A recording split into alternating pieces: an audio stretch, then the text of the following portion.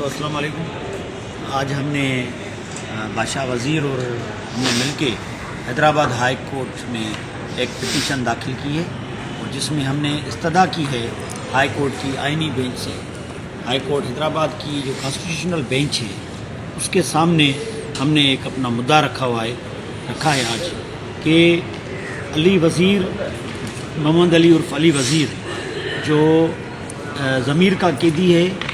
اور اپنی جو ایک تحریک ہے انسانی حقوق کی تحریک، اس کے لیے اسٹرگل کر رہے ہیں اپنے ساتھیوں۔ تو محمد علی عرف علی وزیر پہلے اس پہ جو ہے وہ KPK میں کیس بنائے گئے، جھوٹے مقدمات بنائے گئے، اس کے بعد اس کی کسٹڈی جو ہے وہ اپنا پنجاب گورنمنٹ کے ہینڈ اوور کی گئی، پھر اس کے بعد اس کی کسٹڈی جو ہے وہ بلوچستان کے ہینڈ اوور کی گئی۔ پھر جب وہ سارے کیس KPK کے اندر، پنجاب کے اندر، بلوچستان کے اندر وہ آنریبل کورٹس نے ختم کر دیے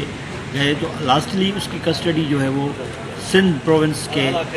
لا انفورسمنٹ ایجنسیز کے ہینڈ اوور کی گئی، اور پھر یہاں بھی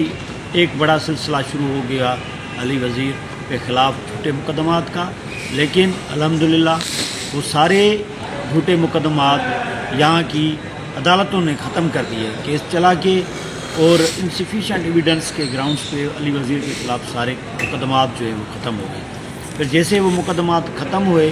تو اس سیکشن بے نظیر آباد پولیس اسٹیشن ایئرپورٹ پر، بے نظیر آباد کی حدود کی ایک پولیس اسٹیشن ایئرپورٹ، تھانہ ایئرپورٹ پر ایک جھوٹا مقدمہ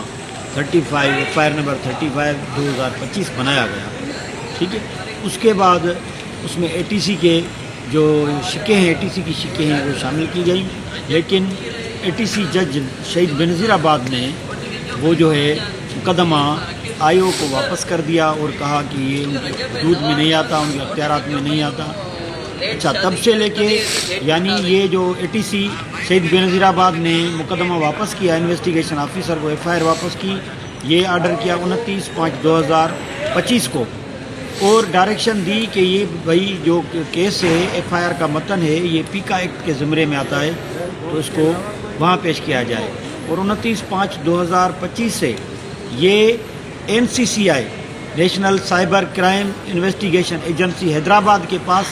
پڑا ہوا ہے، جس کو 7-8 ماہ ہو گئے ہیں، اور تب سے لے کے ابھی تک جو انویسٹیگیشن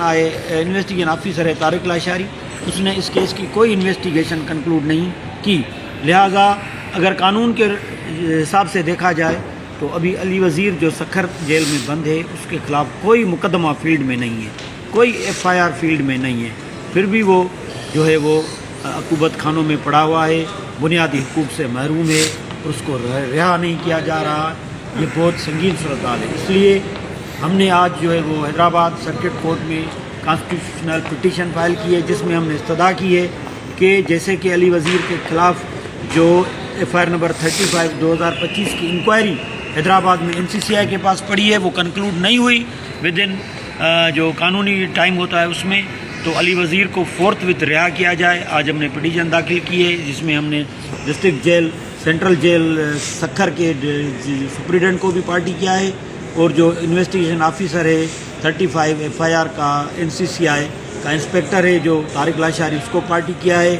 اور فیڈریشن کو FI کو پارٹی کیا ہے۔ اور آج ہم نے یہ پٹیشن داخل کی ہے۔ ہمیں امید ہے کہ یہ پٹیشن 1-2 دن میں ٹیک اپ ہوگی اور ڈیسائیڈ ہوگی، اور علی وزیر جو ہے وہ جو لیگلی کنفائنڈ ہے سکھر جیل میں، وہ رہا ہو جائیں گے۔ Thank you.